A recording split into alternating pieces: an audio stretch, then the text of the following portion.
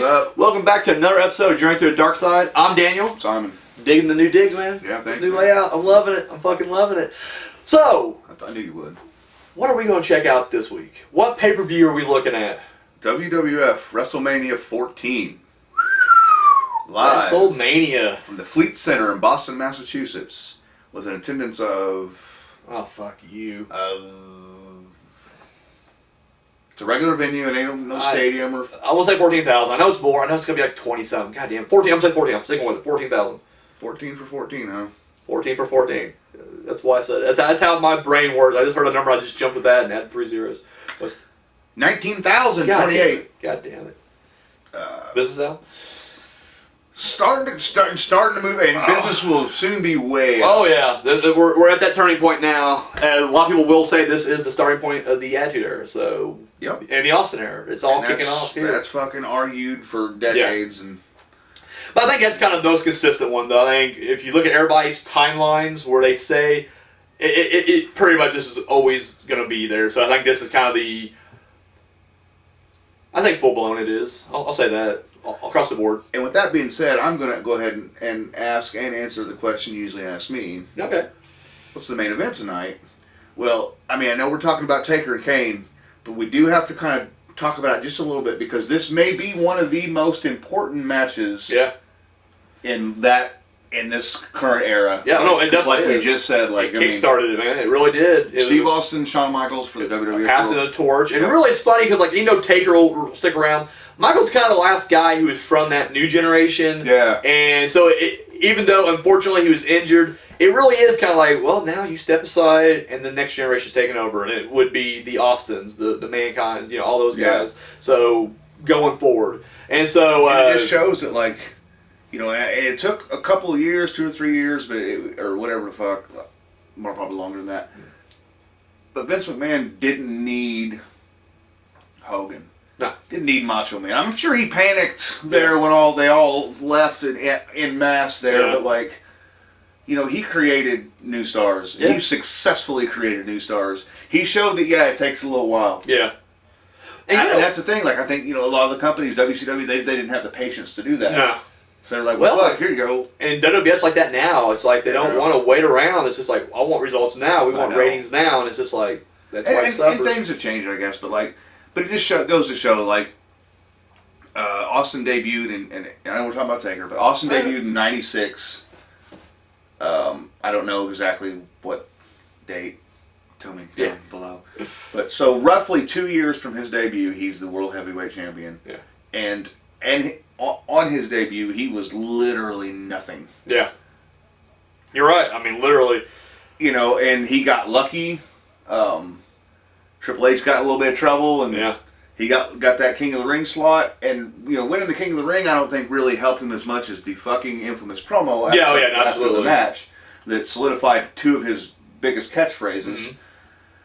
But it's like, this is Vince McMahon saying, hey pal, we can build new stars. Well, that takes some time. And I will say this, I think honestly what really boosted him up though was his feud with Hart. I think once him and Bret Hart started getting into it, and so you see not only can he run his mouth really good, but he can hang with Bret Hart and have 5-star fucking matches just about every time they got in the ring. So it's just like, once you saw that, I'm sure their confidence level went back up and they're like, okay, you know what, not now, but we got him in our back pocket. When the time's right, we can boost him up there. And the thing is, that's what we were talking about before, 2 years.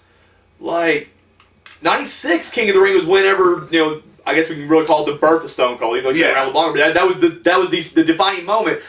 He didn't win the title for another couple of years. Like, it really was the trials and tribulations. He would feud, he'd go up the card, down the card. But dude, this is another thing. They don't have that secondary belt anymore. Yeah. Well, they got 4 or 5 of them, but they don't feel like it. They feel like they're just props now. I guess all the titles feel like props. And, like, he went for the IC. And had a great run. A great run and a great feud in The Rock. I think that's what helped it was the fact that you have another strong contender who can give you that fucking thing. So that way, in another year, we've got another. Exactly. So it's exactly. Then you got 2 megastars, which would come together at the end of the Attitude Era for like one of the best WrestleMania main events of all time. Yeah. So it's just like. That's how you do it. It's a slow build, but guess what? It's worth it. It's like, but I think, and the reason I'm dwelling on this match is and it being important. I do believe that, like, When would you say New Generation was? 93, 94? Yeah. So the official logo happened at King of the Ring '94, but yeah, it was definitely I'll say 4-ish years. Yeah. It was a roller coaster, but kind of a lower roller coaster, you know. And this moment, and some leading up to it, sure, but this moment was the launching pad. Yeah. And you know, in this match, so you know, I couldn't not talk about it. Just no, it's definitely for historical value, altogether, absolutely. And then you're going back, about the New Generation. I mean, when he lost all of his big stars there, like just boom. I mean, en masse, like gone. Yeah. You had Michaels and Hart, and you had, of course, the Undertaker, and and you could see those guys. Still at their stint, Razor and Diesel, and you were trying to rebuild. But then when Razor and Diesel leave, you're kind of back to square one, and then Hart's gone. But it's like shit. But now up to this point, like they were putting, Taker had a couple of title runs, and I'm sorry, and I know we've said it before, and we will probably say it again. Taker never needed the championship, and because his title runs up to this point show that like. Not the greatest. No. And I don't know. And it's not that he was booked terribly necessarily, but like, I like Psycho Sid, but I mean, was that really WrestleMania main event worthy? Oh my God! I mean, no offense. No, that's the thing. I think as we get down to it, it's like if he's chasing the belt or if he's at all these monster feuds or whatever, it's always more interesting than just him. Like, okay, I'm defending the belt against the contender. It's like, no, Taker works for two reasons: one, the character, but two. The feuds he's in, the storylines you build around that, the next monster he's going to slay, or the next psychologically damaged psychopath who's going to try to bring him down, and that keeps going. And we got a good one today for Oh, absolutely. So speaking of that, we'll get into the great segue into today's match. Of course, the main event we just mentioned was the world title match, Michaels and Austin, with special outside ring enforcer Mike Tyson. But we're talking about the semi-main event. I know, semi-main, yeah. So, and honestly, again, fuck you, fucking Peacock. Without at least having your damn timestamps as to where the fucking matches are. Brutal. Because I didn't feel like reaching over for my phone and looking and seeing where it was. No, same here, yeah. So I'm just like, fuck, click, shit, click, shit. I thought for some reason it was earlier in the night. Because, I didn't know it was the semi-main. Manias used to kind of do that. They would have, like... They would put your second big match in the middle. Yeah. Like with a Savage and Warrior at WrestleMania 7. It's like your mid-main event, if you will. So, no, you're right. But no, yeah. So I knew where it was at, but I landed on Cactus Jack and Chainsaw Charlie winning the tag match. So then I was like, fuck it. Close enough. Let's just end it here. So I ended that match and went to the next one. The match we're looking at. Sorry. Special guest ring announcer, Pete Rose. It is Kane. WWE Hall of Famer. Kane with Paul Bearer in his corner going up against the Undertaker. Boy, do we got a story here. Let's look at the build up to this one. We go back to Bad Blood in Your House. October, Taker is fighting Michaels. Hell in a Cell. Taker's got the match won. It's over. Yeah. When lights go out, fucking Kane appears, rips the door off the hinges, and he costs Taker the match. At this point, though, even with the hatred and the feud that's going on between Taker and Paul Bearer, Taker refuses to fight his little brother. He made a vow, he made a promise to himself, I'm not going to do it. Leading up to the Royal Rumble, he's going to get another shot at Michaels. It's announced a casket match. In the weeks leading up to that, DX claimed they had a new member, and it would be Kane. Taker didn't like this, and he went after him. However, the numbers game proved to be too much, and they beat down Taker. However, it was Kane who made the save. And right there, we get them both standing tall, and finally they're together. No Paul Bearer to be seen. No Paul Bearer. It's just the brothers. And, they cause a lot of destruction. You may even say they are brothers of destruction. I don't think we can say it yet. Not yet. Because this would be very short-lived, as at the Royal Rumble, Kane would interfere, costing his brother. And not just costing his brother the match, it was truly a betrayal this time. The first time you could even say, like, sure, he's mad, he's back, thought to be dead. A little payback, a little redemption. But here, it was false pretenses. Taker assumed they were back on the same page. Betrayed. And he threw him in the casket. Tried to kill him. And tried to murder him. And not just like, no. He attempted murder. The next night on Raw, Paul Bearer even says Undertaker is dead. Think about that for a second. and we're going to stay in Beyond Kayfabe land, there has not been one person in the history of the WWF to try to kill The Undertaker. Even in that casket match when he ascends to the heaven, they weren't trying to kill him. They're just trying to put him in the casket and lock it. That was the only goal. No one's like, hey, we should bring a knife and just shiv him on the way in there. No, not one person said that. It was just, yeah, give him the casket, lock it. We win. It was a no DQ match. No problem. That's it. He died in there, apparently. Apparently he died. Yeah, apparently at that point, that's all it took. You want to know more about that, you can watch that in the archives. But, anyways, but no. People have tried to end the career, even gone as far as maybe crippling this guy. Mm-hmm. But they have never just tried to murder him. And Kane did just that. Yeah. So in the build-up here to WrestleMania, in the weeks leading up to there was a match that was scheduled between Stone Cold Steve Austin and Kane. However, as we mentioned, at this point, Austin's feud with DX, and leading up to that, up to the match, DX jumps him backstage earlier in the night and put him out of commission. So, the match was called off. However, Paul Bearer and Kane, they're like, fuck it, this is still our spot. So they came out anyway, just to fucking run their mouth. Or I guess Paul Bearer came to run his mouth, Kane just kind of sat there. And Paul Bearer, he literally demanded that the timekeeper does a 10-bell salute because Undertaker is dead.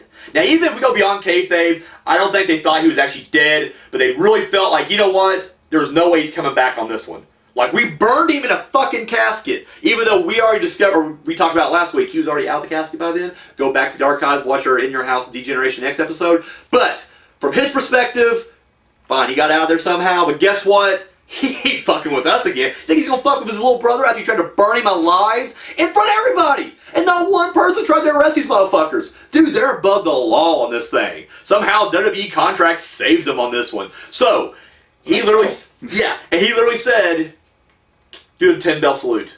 We're gonna honor the memory of the dead Undertaker. As they should. And so they did. 10-bell salute. But that wasn't enough. Kane drags the timekeeper into the ring, hits him with a tombstone. And they're all happy. But then the bells keep going. And they're like, wait, what? It's not the ring bell. We know those chimes. This is the bell's definitely towing here, and you can hear it, and the crowd goes fucking nuts. And Paul Bearer can't believe it. And up on stage, it's wheeled out. I don't know if you call it a coffin. It looks like a fucking tomb. Like a sarcophagus from like an old Egyptian time. Yeah. It's a big thing. Yeah. And the lightning strikes that motherfucker, and Taker sits up in it. And you're like, holy shit. And he said that Kane did. Yeah, same here. Kane literally sent him to hell. And when he was in hell, this is so fucked up. Yeah. He talks to their parents. And he told his parents that day, I'm sorry, I'm going to break the promise. And he came back from hell to take out Kane. So he did die. He died, motherfucker. At least that's what they're saying. He knows. He's playing a mind game. If Kane's playing mind games with him, he's going to show you, motherfucker, who can play better mind games. What? You think you killed me? You did kill me. You think it was like a Bill and Ted thing? Like they had to play Twister I'm sure. Well, I'm sure it's probably more like Clue. I feel like Taker's a Clue guy, more atmospheric, kind of dark murder mystery. I feel like he definitely played Clue, and Death just couldn't figure it out. And then every time he's just like, "Girl, Mustard," and he's like, "No, I showed you the card," and he's like, "Fuck." Best out. Yeah. This 2 out of 3. 2 out of 3. So they keep going. Sorry. So. Literally made that statement, and I just remember thinking, like, son of a bitch. But I remember as a kid, I was just like, so your parents are in hell? That's kind of sad. But it's like, but they did breed 2 evil kids. Like, in all honesty, like, I shouldn't be too surprised, you know. And you know how it goes. You blame the parents. Exactly. You look at the parents, so it's parents' fault in this one. So, not to be outdone, next couple of weeks, at this point, the match has been made. Taker and Kane, WrestleMania. Officially, it's on there. So, in the weeks leading up there, at one point, Kane comes out, proven not to be outdone, shows that, you know what, I have supernatural powers too. And I love this, because clearly, there's no supernatural powers, but Paul Bearer knows the parlor tricks. He was there with Taker the entire time. He's like, dude, he's not magic. We have people that set the shit up. Yeah. We'll do it too. Fuck him. Well, he wants to think he can be on one, but we'll go a step further. So when he goes out there, Kane raises his hand and brings down lightning onto the stage. But he's not done there. He turns around, he's looking at JR and the King, and he brings it up, and he brings it down, crashing to the announcement table. Bam! Lightning strikes there. And then he turns his attention to some lowly ring crew person. Yeah. And dude, he zaps him with fucking lightning, catches him on fire. Another attempted murder, by the way. And Taker, literally, yes, he's brought out the fog machines, he's dimmed the lights, he's had thunder and lightning and all this shit. He's brought out, also, but he has never, like, attacked random people with lightning powers. Because, honestly, Taker knows he's doing theatrical shit. He's like, I wouldn't go that far. Has Undertaker ever caught anybody on fire? No. But you know who has? Kane! Proving again, I will go further than you think to fucking put you down. You think you're the, man from the dark side? You're the phenom? You're the prince of darkness? Motherfucker, I will show you what this means. And Kane took it to the next level. That same night, we get an awesome fucking video package. Taker is in the cemetery at his parents' grave. Jesus Christ. No. It's epic. And he's telling them, I'm sorry, Mom and Dad, but guess what? I'm going to have to, my soul is going to have to, go into damnation to somehow rebuild this family. And I remember even thinking then, like, rebuild the family. But to me, now I realize what it meant. He doesn't hate his brother. He realizes he has to go to an extreme to take his brother down. But he doesn't hate him. But he realizes the only way he's ever going to get back on the same page with his brother, he has to fucking put him down. He has to do it harshly. Even if it means maybe killing him and putting him with his family. But guess what? That may be the only way Kane and Taker can put this shit aside and finally come back together. Oh my God. It would seem that way. Like, that's the only way to end this is someone has to die. Now, I don't remember. I saw did you watch the video package? No. Okay, so there's a video package. It literally showed a scene, and I don't remember. A lot of the shit is like, I look it up, but then a lot of shit's just from memory. I don't remember this for some reason, but there's a scene where I guess they had a Kane dummy in a casket, and Taker hits a lightning bolt, set it on fire. Oh. And I don't remember the storyline. That's why I'm sorry I can't give you the cool, in-depth thing on that. But once again, mind games at an all-time high leading up here. I'll tell you right now, there has never been an Undertaker match, let alone a Mania match, that had this much epic build. I mean, it really does just transcend everything. It is beyond wrestling at this point. These are two brothers who have this hatred. And maybe there's a little bit of love from Taker's side, but there's raw hatred on the side of Kane and Paul Bearer. I will have to say, since I'm going to go to realistic land real quick. Go ahead. You can answer me if you want. Yeah. You know who was pretty much majorly responsible for all that, right? Russo. Would it be Russo at this point? No? Who was it? Cornette. Was it Cornette? There you go. So, thank you, Corny, for doing this. Kane was his baby. He's talking about a lot. Cornette got thanked. Yeah, saw that. In the Hall of Fame speech. So, he only thanked 3 people. I didn't hear Russo. Thanks, Cornette, for giving us this corny fucking mud show, outlaw bullshit, supernatural. Boo. It's okay. Yeah. I know. Just before you fucking. Yeah. So, anyways, but no, I mean, it really is one of the greatest storylines. And honestly, so he's got a good mind if he just gets out of the 80s. Quit bitching a little bit. Try to get with the times. Anyways. But no, this is easily the greatest storyline that Taker has been involved in. He's been involved in a great handful. I mean, at this point, his career is still pretty new. I mean, we're still in the 90s. Dude, as cheesy as on paper, long lost brother kind of thing sounds, I'll take it a step further and say probably one of the top 5, if not higher than that, storylines in the entire history of the company. I'll agree. I'll totally agree, dude. And as a kid watching this, I was so fucking... Because I also felt betrayed. I mentioned this at the last one. I really was all about Kane and Taker coming back together. How many times you go to school on Tuesday morning and go, man, like, Undertaker and Kane are real brothers, right? You know that, right? I don't... It's one of those things where I think I may have read that early on that they wasn't. You're one of them that like to know, like, I didn't do dirt sheets, but even, like, PWI would let that slip from time to time. And the fact that they would... Even though they would be, like, kayfabe out the ass, they would still be like, well, Kane used to be Isaac Yankem and the fake Diesel. So they still kind of shattered it there. But I was still so enthralled, like, it didn't matter to me. It was almost like, fuck it, you don't need to be blood, be brothers, you know? I remember this, that's why I ranked it so high, because I don't have a lot of memories of things sometimes, and I do have a lot of memories because, Tuesday mornings, man, like, Undertaker and Kane, sometimes more even than what Austin was up to, was like top priority. Yeah. Because, I was always into that kind of shit anyway, so exactly. I definitely was drawn to those characters in the first place, but it was just like, like, what are they going to do, like, and it was like, it got to the point to where even, like, if you think about it, like, now, like, the lightning and the fire, and that was kind of like, but loved every bit of it. But back then, it's like when he sets the stagehand on fire. Yeah. Again, this is what it goes back to. Like this time period is the very beginning of the Attitude, the greatest time, in my opinion, of all professional wrestling. Yeah.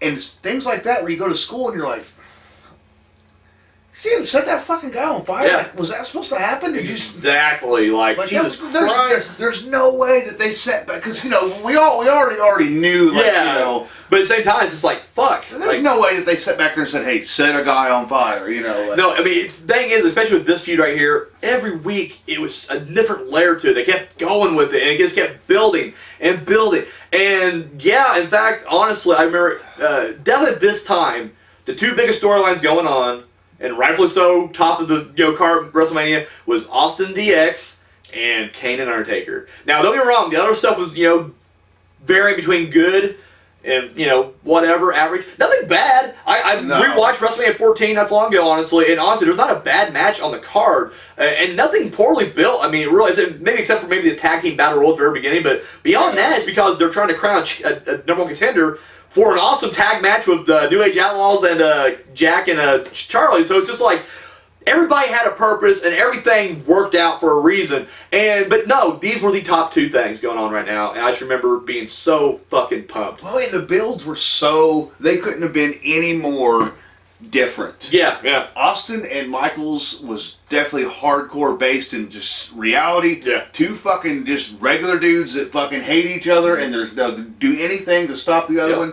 And then you got this supernatural, like, soap opera. It really is. Huge, I know. It's what I'm saying. Backstory, parents, and the funeral home, and Paul Bear's Kane's dad, and and you're equally invested in both of them, but they couldn't be any more different as far as the build. But as different as they are, equally great. Yeah. Like, seriously, there is no, like, no, they're up here on two different shelves, and you're like, holy shit, wrestling.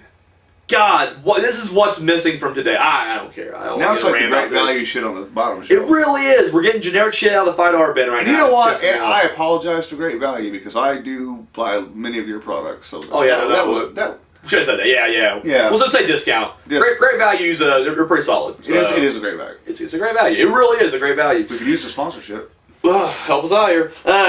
Contact us. You got our social media. It's all down below. You get a hold of us. It's right around here. So anyways, no, they're not. Definitely not. No, we definitely ain't Great Value spokesmen at all. We would not be great faces for that company. I don't know. We're pretty much Great Value. I mean, we're definitely the target audience, but we're definitely not. We're not the poster children of it. No. They want that nuclear family all happy and shit. They don't want to. Really, we're the ones that's buying it. So let's get to the actual match. We went off the road a little bit there, didn't we? We went through the weeds, but that's what I love about the show. That's what, and I'm not gonna lie, that's what I dig about other people's podcasts and shit. Like, I just love those side stories where it is. You don't even come here to talk about Taker. Like, no, it really doesn't. We're going to. We'll get to it eventually. We'll get onto it. So, we start things off with our special guest ring announcer. Now, I'll be the first to admit, I don't know shit about baseball. I don't even know what team Pete Rose played for. But apparently he was Cincinnati Reds. Oh, okay, there you go. But apparently they must have a feud with the Boston Red Sox because the crowd's already booing before he gets in there. I don't know that, but he's literally starts talking shit. Last time we was here, we kicked your ass, and I was like, Pete Rose, yes, dude. Pete Rose did great in this role right here. At the same time, it's like that's the lowest form of cheesy heat. It really is. Make fun of the local sports team. But the thing is, the fact that he clearly faced them and had it's not just like it's Kurt Angle like, yeah, Steelers suck. It's like, okay, well, I guess not Steelers because he's actually from, this way, but still, yeah, you know what I mean? Maybe he hates him. But sucks. It's just like, okay, that's lame. But it's like, no, Pete Rose actually probably played him. And the fact that at that time, the Red Sox never won the World Series, made it even better. He's just like, it's a Red Sox curse. Never won a World Series. It's just like... See, this guy knows that they never won a World Series. I didn't know that. Yeah, so there you go. And so Pete Rose does it brilliantly. I just love the fact that it just... And like, nothing's really clever or great. It's like dad jokes and shit. Like, it's kind of dryly delivered too. Bunch of losers. It's so great.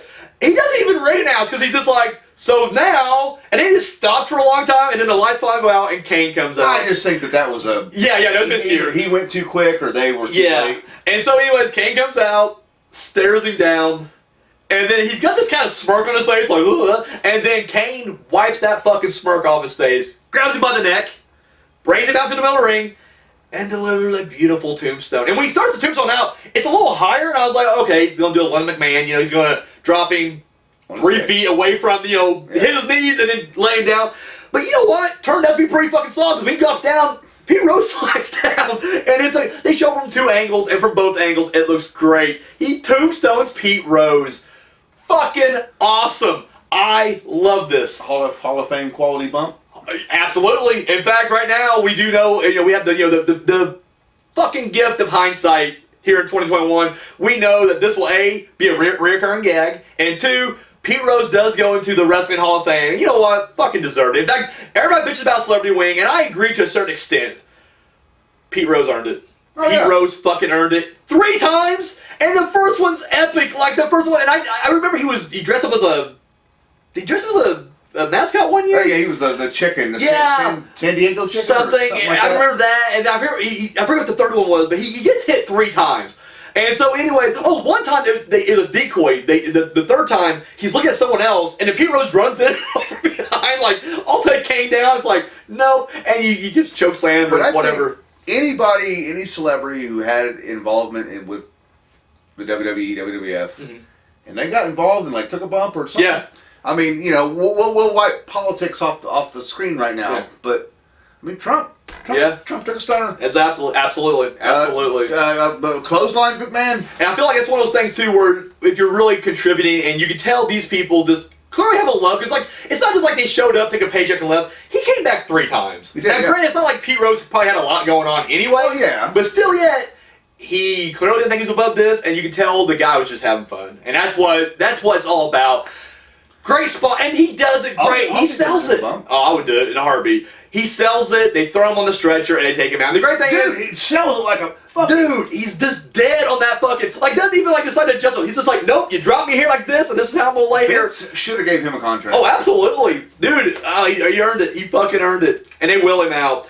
Fink's down there at ringside. He doesn't even take over ring announcing duties. He's just like, nope, our ring announcer's gone, and I saw the last guy. I'll sit this one out. Yeah. But we don't need it, because up next, the lights go out, and these druids come out with torches.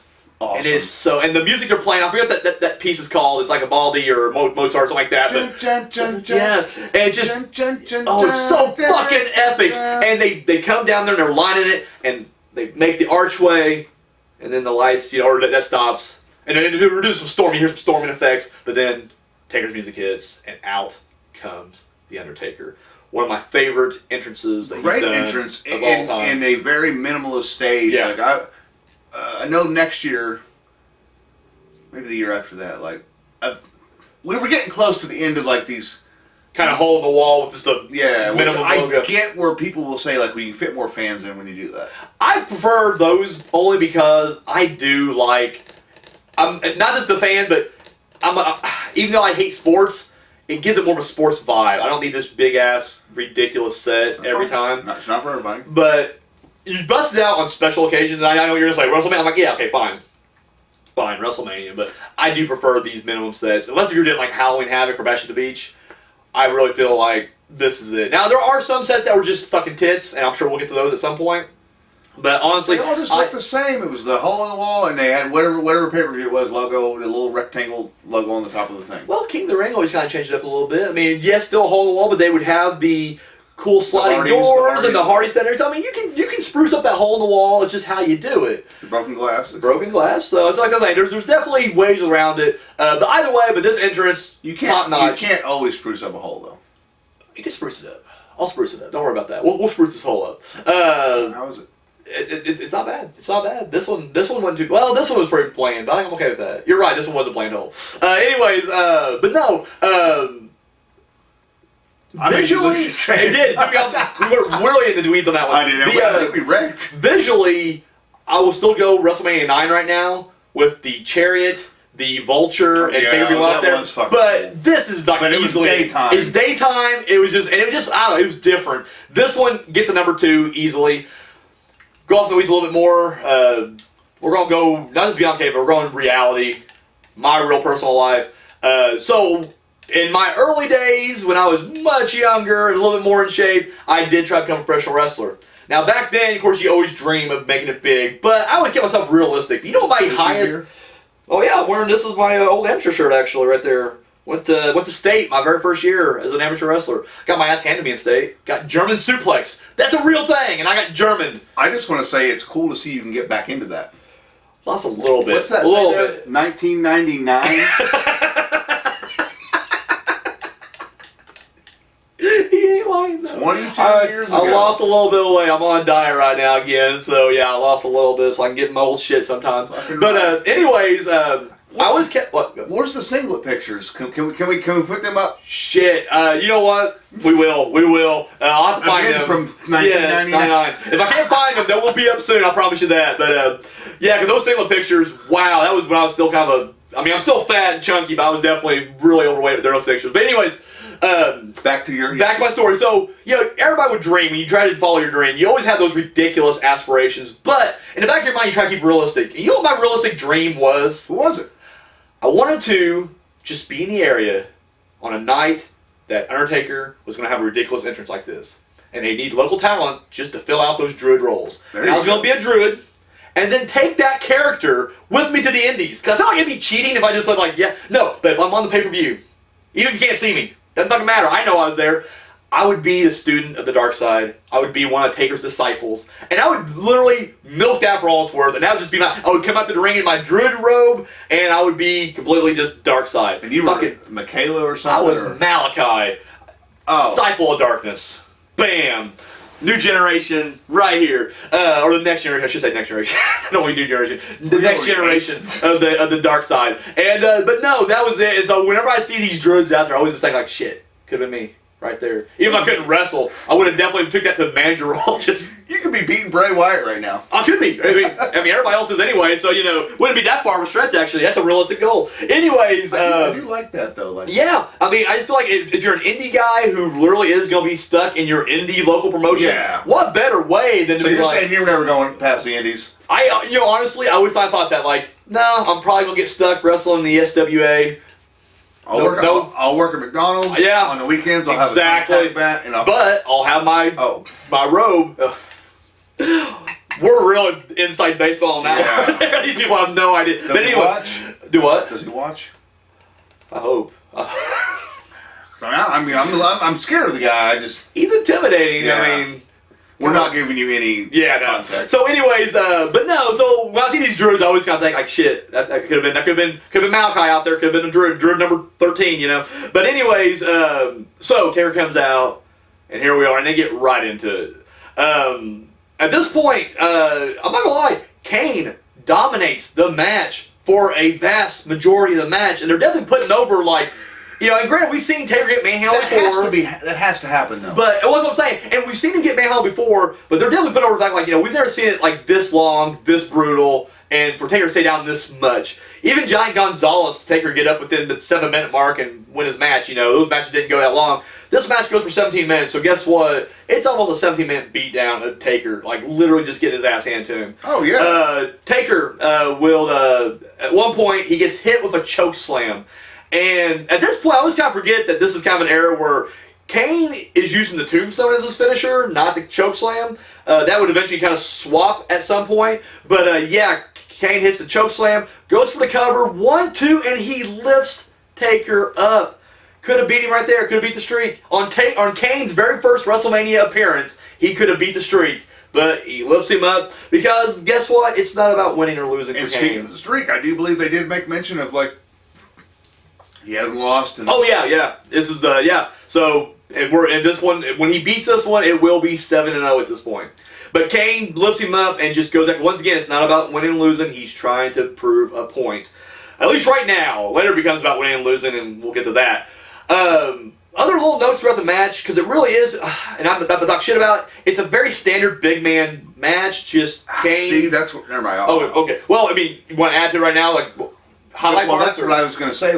Most people would look at this and go, especially in some of Undertaker's past matches, and go, cool, 2 more 7-footers, 300-pounders. This wasn't, to me, this wasn't the typical big man match. Okay, fair enough. But I'll get to that. Okay, yeah. Big highlight, of course, Paul Bearer interfered. At one point, and I mean, to the referee's credit, I guess he didn't see the attack. But whenever Kane brings down the stairs, boom! As the stairs bounce off, the referee turns around and looks, and the stairs fall, and I'm just like, so you know where they came from, right? Like, the stairs didn't just magically fly up there. But he don't. He doesn't see it, so I guess you can't call what you don't see, but still, I'm just like, a fan could have threw those. I mean, fuck, anything can happen in WWE. There's a fan during this segment, too, who's trying to get Paul Bearer's attention. He has a big foam hand, and he keeps doing the middle finger. Down, yeah. And he's trying to show Paul Bearer. You tell Paul Bearer's not looking, so he keeps doing this, and then looking to the camera like, hey, Paul! I'm pretty sure he says, fuck you, Paul. Yeah, fuck you, Paul. That's what it was. Fuck you, Paul. But Paul Bearer never looks over there, and the guy keeps it up forever. And I don't think it was censored. No, it wasn't censored. Well, I'll send a message to Peacock. Yeah, we'll get into that. Well, here's the funny thing about Peacock is WWE shit censored. They say bitch, even though ass was not censored. I heard it censored before, but I watched ECW's November to Remember '98 recently. Dude, fuck the entire time and not censored once. It's almost like whoever's like in charge, like programming this shit, was just like, I'm not sitting through this. Like, I know Peacock wants me to sit here and watch every minute of this. I'm not doing it. And just they get some 18-year-old intern that has no fucking interest in wrestling at all. Exactly. It's like, I'm here because Universal, fuck this, enter it. I got scripts. Yeah. Well, make my movie. Get Tom Cruise on it. So anyway, I'll read your script if you set through 55,000 hours of sure. And he's just like, enter. He just put it all in there like, I did it all in one day. Which, by the way, last time I was on here, I bitched about how Peacock didn't have a lot of shit. They've gotten all the stuff kind of back on there. Right? I just still have not. Yeah. I can't bring myself to really browse it because the interface was what kills me. Like, I miss that sidebar you go to. I agree. No, it does suck. It's not the same at all. And by the time this airs, this may be all irrelevant. Oh, probably won't be, but I hear Brian Zane says if you got a VPN, one of those Surfshark VPNs, you could go put yourself in Europe somewhere, and guess what? You can have your network back. Yeah, but that fucks a lot of other shit up. Oh, does it? So I tried one for reasons. Well, I tried, and my card declined it because the Surfshark is based out of like, I don't know, some fucking European country. And so at first I got a call saying like, hey, there's some fraudulent activity. And I'm like, no, it's me. I'm doing it. And they're like, oh, okay.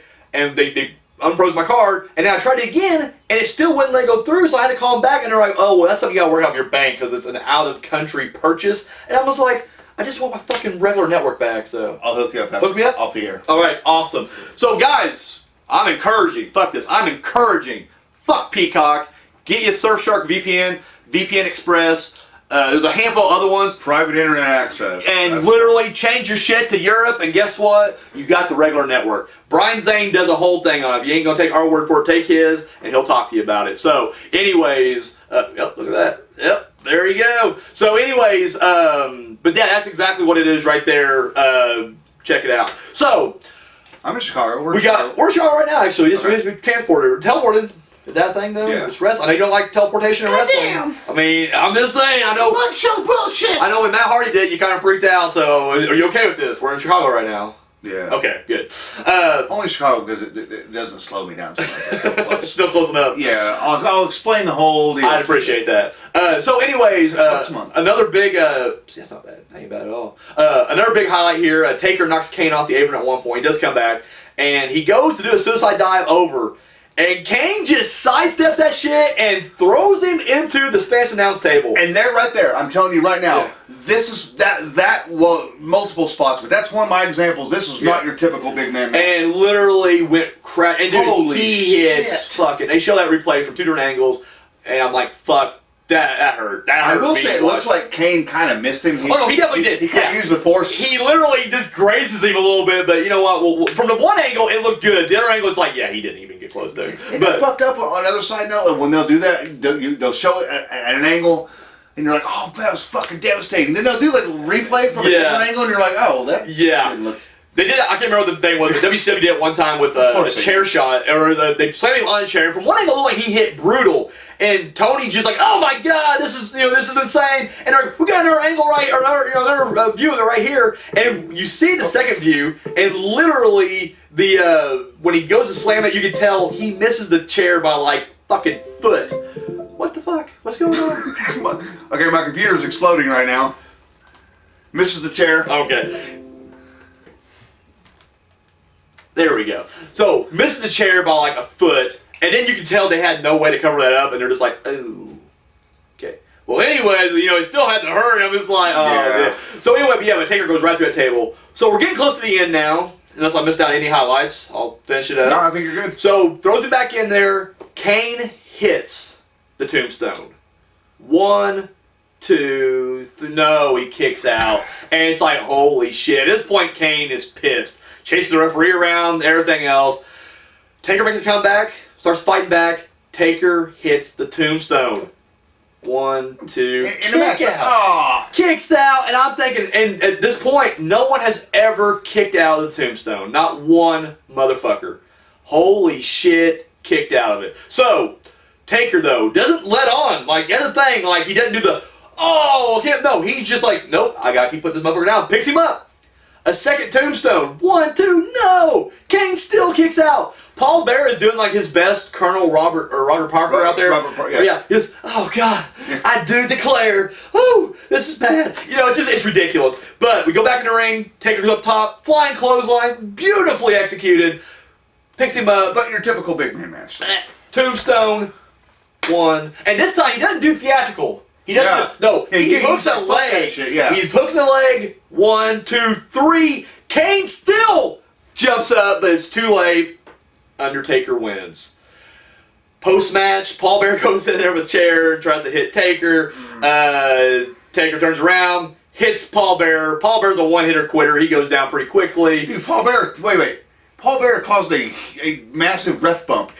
Yes. He literally just took the guy, like I'm not even exaggerating. He just went like, and the ref was like, oh, guys, go. It was awful. So Kane gets up, takes a chair, and just brutalizes Taker with it. Taker has no way to, celebrate his victory. Kane picks it up and tombstones him onto the chair. I think he chokes on him first, then tombstones him on the chair. And then they leave. Of course, as they're leaving, Kane's music's playing. Taker sits up, music stops. Taker's not getting up with any kind of, no, he's a little wounded. He gets up, stumbles around, music plays, he gets out, he follows after him. Match is over.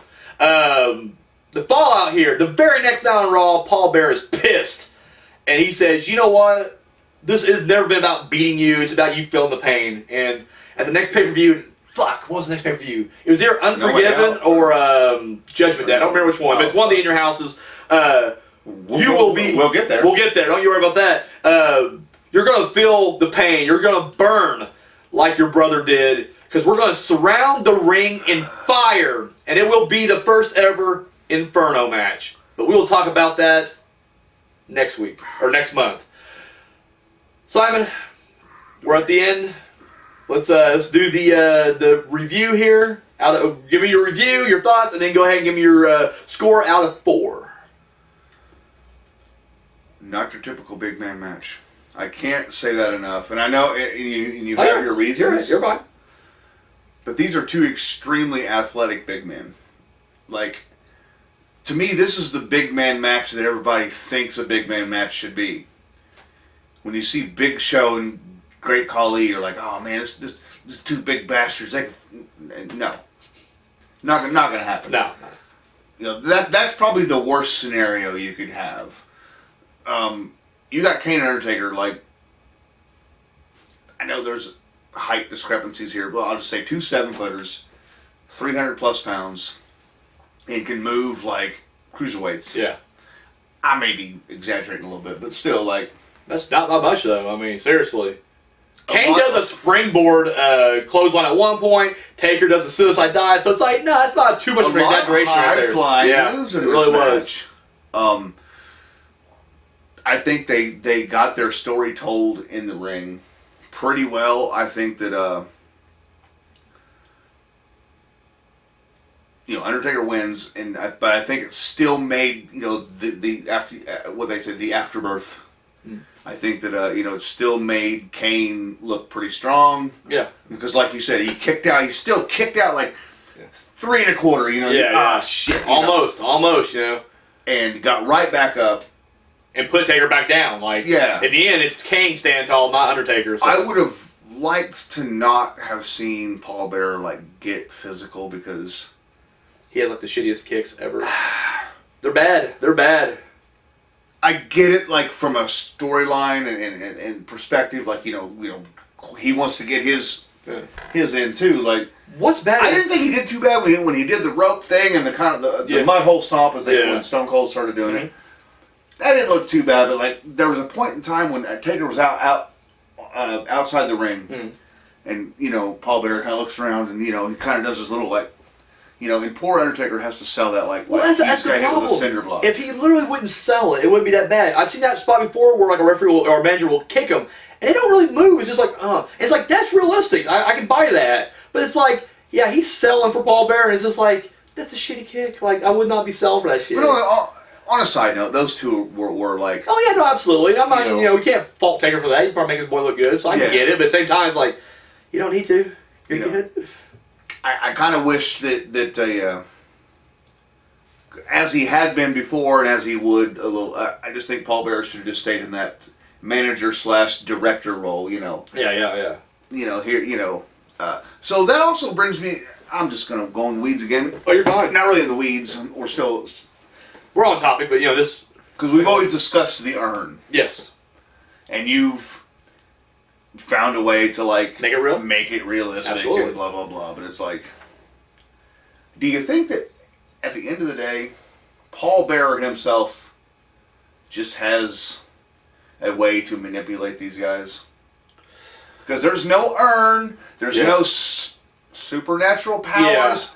Yeah. I think he's a hell of a salesman. Like Kane is completely under the direction of Paul Bearer. Well, I think Paul Bearer is probably a pretty good talker, and you know what I mean. Like when he's not, and he don't really display it outside as much. But I think once he's behind those closed doors, he'll know what to say to get your Mankind's, your Vaders, your Kanes, your Executioners to kind of follow his lead. Taker even for so many years. I mean, clearly Taker was kind of with Brother Love initially, and then it was Paul Bearer who kind of took the reins over. And throughout the years, there may have been a few alliances formed, but usually it was Paul Bearer that was the constant there. So I mean, clearly he must have some sort of gift of gab, knows how to talk, good salesman, if you will.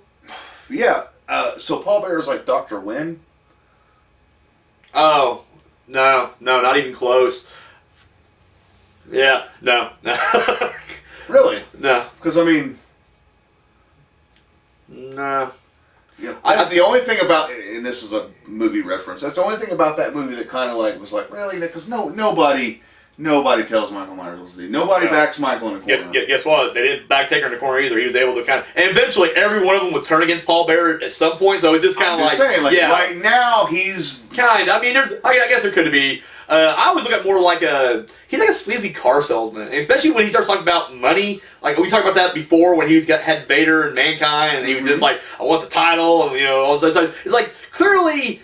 Yeah, but it becomes less sinister. It's more just like he's clearly just a sleazy car salesman at this point. So that's how I look at it. He's a car salesman who can sell shit, and that's how he gets these guys. And the thing is, though, he's willing to get deep on them. Like clearly, he's using Kane's hatred and the initial attempted murder against Kane. You know, caught in the fire or whatever, using that as his leverage. Mankind clearly vulnerable. Clearly, Mankind has daddy issues because I'm watching now, and it's at the era where Mankind's really like obsessed with.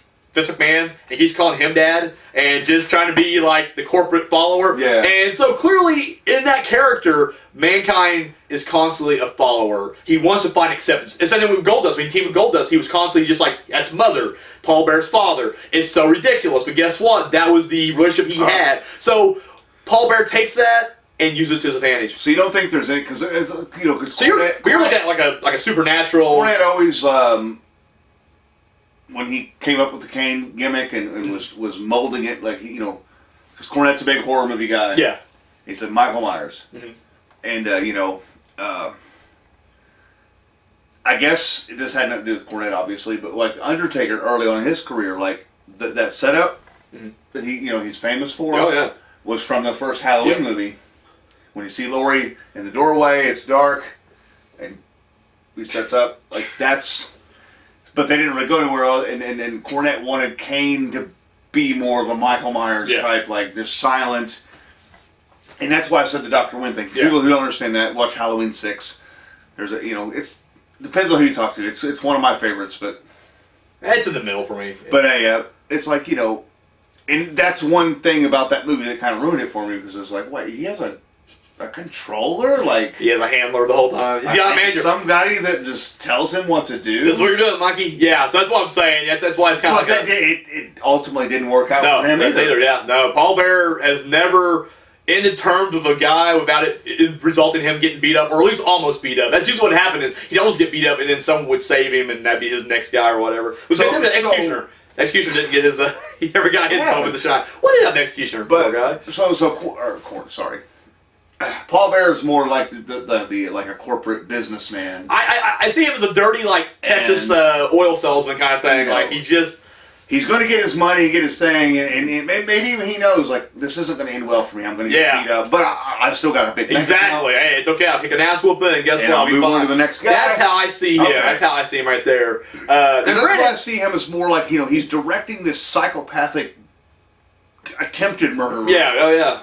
For sure. No, absolutely. I feel like, though, that's the thing. Like, he does let, like, he's a businessman, but he also lets personal things get in the way, which is why he's fixated on the Undertaker. Why he's like, I'm not letting this go. You know what? Fuck you. In kayfabe world. Yeah. In our beyond. I need your assistance here. Yeah. So, like, even more so, and I guess I failed to, like, really mention this, too, like, Paul Bearer's Kane's dad. Yeah. Kane's going to listen to his dad. Yeah. Are we there yet, though? I don't think we're there just yet. I don't think they revealed it just yet. I think it's coming up. They haven't revealed it, but I'm sure they know. But that's what I'm saying. Yeah. So that's what I'm saying. Yeah. So hold on. Maybe he's not. Oh. Maybe Paul Bearer lied.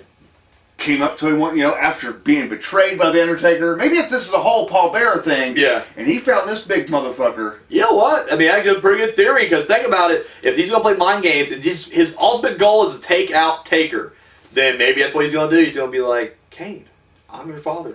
Blah, blah, blah. Although, now... in kayfabe land, so I'm saying they're still brothers. Yeah. But Paul Bearer's like, but Undertaker's dad's not your dad. Because that's the way to also sick of the Taker, but I fucked your mom. And I had this guy eat a dick.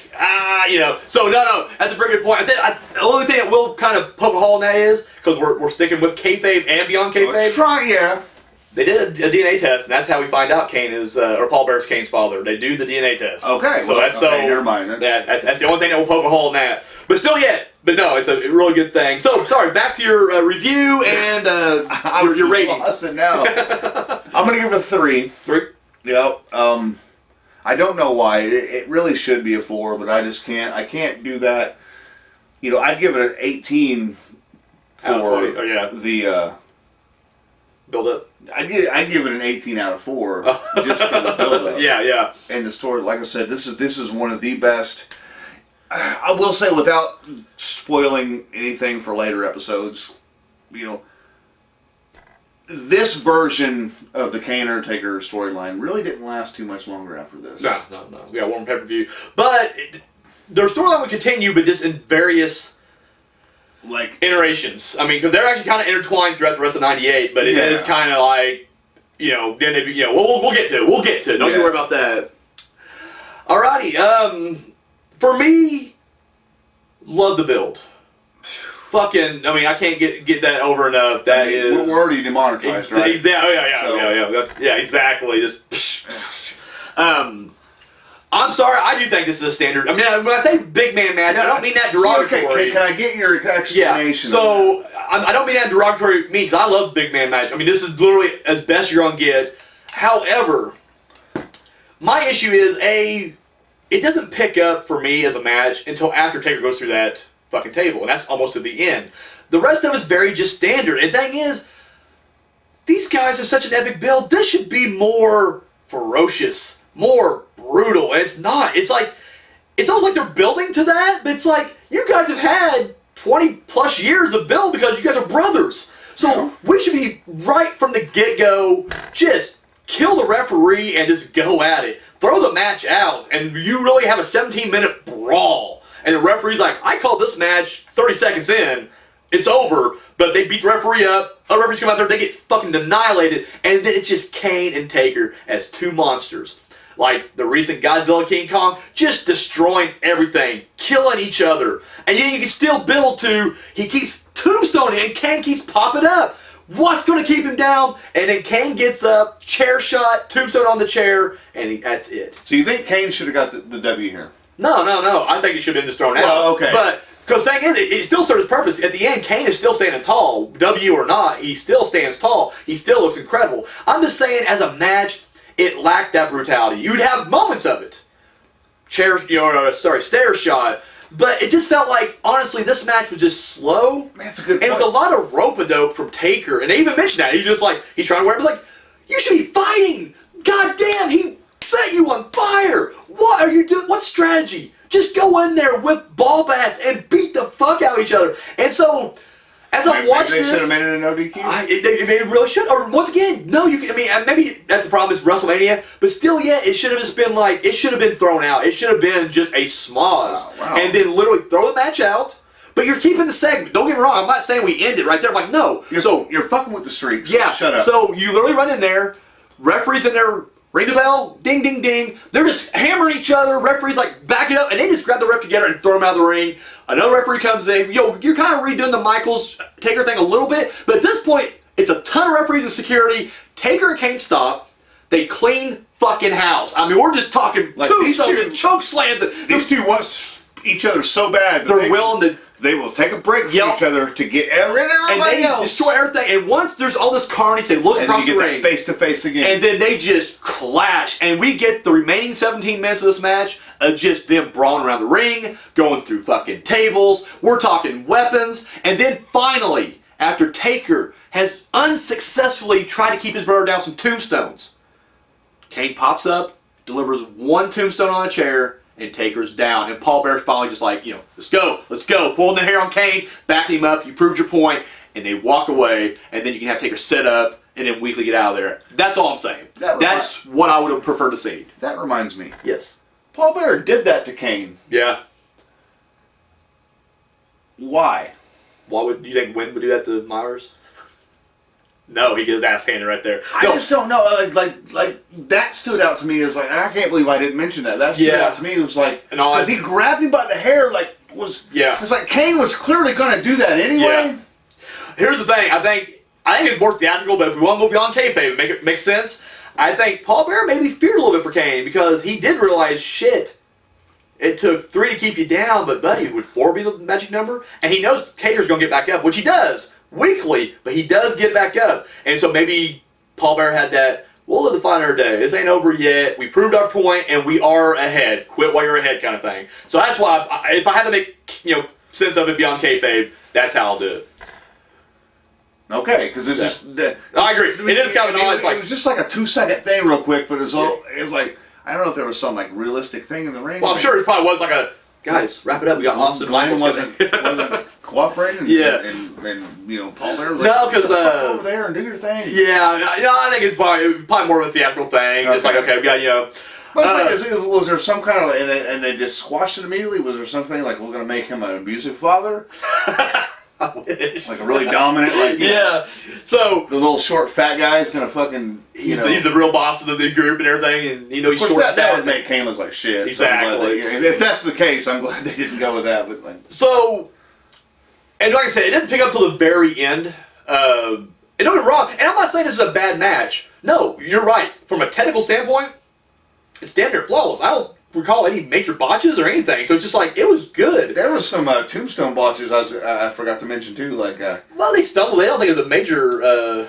I think there was one where it was like, they had to kind of do. Yeah. But once again, it's not a botch. Yeah, if you work through it, I'm always okay with that. And they work through it. Yeah. That's realistically, if we're in a real fight and I decide to try to tombstone you, I'm not going to perfectly get you up every time. You're going to be like, no, you're not getting me. Come on, Simon, stop. And then I have to struggle with you, and then I'm covered in oil. So, anyways, but I just felt like this should have been more intense. Now, I'm not saying their future fights won't be, but this should have been fucking there. Now, maybe, once again, I don't know all about wrestling. I'm an outsider. What do I know? And clearly, it did its job. And there's no one that talks shit about this match. This is considered, one of the classic encounters between the two. I'm just saying, for me personally, it could have been better. And when I have to be honest, now we're taking the build-up out. We're just talking strictly watching the match. I think Diesel and Taker put on a better show at 12 than here at 14. I'm just, in my opinion, this is definitely better than Sid and Taker. But in my opinion, I think match-wise, just in the ring, okay, bell to bell, Diesel and Taker put on a better match. Now, storyline-wise, and the whole package that we have to say, you include the build-up, the in-ring stuff, the after the bell, where it leads, where it's at in history, the legacy of the match. Yeah, it's definitely going to be better than Diesel and Taker. I'm not disputing that. Just for me giving it a review or a ranking, I'm going to give it 2 stars. It's a high 2-star. And I debated overnight giving it that 3. But I just feel like when I go back and it's like if I were to decide to do my own personal, here's my top 10, this ain't going to make it. It just isn't. And it's not a bad thing. It's just, I couldn't be honest with myself and be like, I think these guys will definitely have better matches as time will go on. And I just feel like, and once again, I know it did what it did and it's all good, but personally, as I'm watching this, it just felt boring. Like early on, it was just like, are you guys having a blood feud right now? Did he not just try to set you on fire 2 months ago? No? Okay. You're right. And then he just like... It could have taken off a little. So, I'm going to give 2 stars. That equals out to 2.5. So, it's in the middle there, 2.5 stars. So, not a good thing, not a bad thing, just kind of there. So, like I mentioned, next month we'll be talking about... I'm going to throw my chips in and say Unforgiven, but I may be wrong. It's Unforgiven in your house. It could be Judgment Day. I don't know. We're not going off the air until we know what's... We know for sure. So pad for time here. Okay. So anyways, but that's going to be our next one. And then actually next month it's going to become a special because we're going to be doing 2 episodes next month. One at the beginning of the month and one at the end of the month. And, you know what we're getting ready for? What are we getting ready for? King of the Ring 1998. And that will be our season finale. Dude. Not counting, we'll do another top 10 Taker matches of what we've reviewed so far. After that, to be the official season finale. But our last review that we're going to go out on will be that. I also want to mention that we'll be done for the season and done for the year. We won't come back until the beginning of 2022. However, we're going to do some bonus episodes coming up. We decided to do something a little bit different. Do a couple of watch-alongs where we can kind of talk about, some of these matches and everything. Peacock will allow it. Yeah. Well, Peacock won't be an issue. It'll be, getting on there, I guess. But then it'll be the fucking YouTube that will fuck us up. I got a couple of copyright claims against me recently. They let me have it because we don't monetize our stuff. But if we wanted to monetize, they would be like, nope, can't do that. All because I had the TV behind me and I had shit playing back there. And it was like, we recognize that. Can't do that. But we're going to do a couple of watch-alongs. And then we're going to do a couple countdown videos. We're going to talk about, we mentioned before, we were going to talk about managers. And I feel like we don't really get into the weeds enough about managers. And it needs to be talked about. Because we got, Paul Bearer, we're going to get his due. So we'll give a big countdown, big top 10. We'll each share our own top 10 managers of all time. Cornette. Yeah. Done. No. But anyways, I dismiss it there though. You have to wait until it's out now. We'll find out then. Yeah. And then for a Halloween special, we're going to do top 10 spooky wrestlers. Wrestlers from the Darkside. Oh. So there we go. So there's more from the Darkside? There's a handful more we'll talk about on that special episode. So even though our season's wrapping up this year, we're going to have some more content for you guys. So there it is. Always. We never stop. We don't stop. What is next week's episode, Daniel? You always ask me. It will be. Next month, we'll be talking about Unforgiven in your house. In your house, Unforgiven. I prefer Unforgiven. Well, I think Wikipedia said Unforgiven in your house. Well, Wikipedia, 100% accurate 100% of the time. Anyways. Okay. But anyways, that's going to do it for this week. Got anything else to add to this episode? No, man. That was it. Another great... What the funny thing is? Because I'm constantly doing... This is what I was looking forward to. Well, I'm constantly doing the research, right? Uh-huh. I don't know if you know this or not. Somebody has to. Conrad Thompson, he has a nice little stable of podcasters he works with. Yeah. Multiple shows. He's got a new one coming up. Did he coming contact us? He did not. It better, though. You know who he did contact? Who? JEFF. JARR. W-E-T-T, Jeff Jarrett. He's got his new podcast coming out with Jeff Jarrett, and I'm thinking, fuck! We already missed our Jarrett Taker match. We could have had a whole new insight on that D-Generation X in here. So I promise you right now, if new development comes from that. Are you sure we're not working for Conrad? Because that was a pretty good plug. That was an awesome plug right there, but we're not. It's like Great Value. Conrad Thompson, Great Value. You're listening. Please contact us. We'll do anything you guys want. Conrad Thompson doesn't shop Great Value. He doesn't. He lives at the Conrad Edison. There's no way he's gonna get some Great Value. Come on. So anyway, that's all. I don't know. If I lived at a hotel, I'd probably fucking just have to get Great Value. See, I'm not gonna lie. I'm that guy. So even if I'm like living in my mansion, I'm buying generic stuff. Except for Big Red. Big Red, you gotta get the real stuff. Wait. Sorry, audience. Real quick. Is there a Great Value Big Red? I don't know. I don't think there is. Don't fucking try it. I think it's just for your colas and like your dews and Sprites and the occasional fruit drinks like grape and orange. But you know what? You don't touch the Big Red. No one can. And don't fucking say red cream soda. That is not Big Red. God damn it! I was getting ready to say, are you a red cream soda guy? I am not a red cream soda guy. It doesn't taste good at all. I just had a 12-pack of that. Like, did you really? Ugh, it's too sweet. We're really off. It's what? It's too sweet. And on that, that's how we end it right there, guys. Till next time.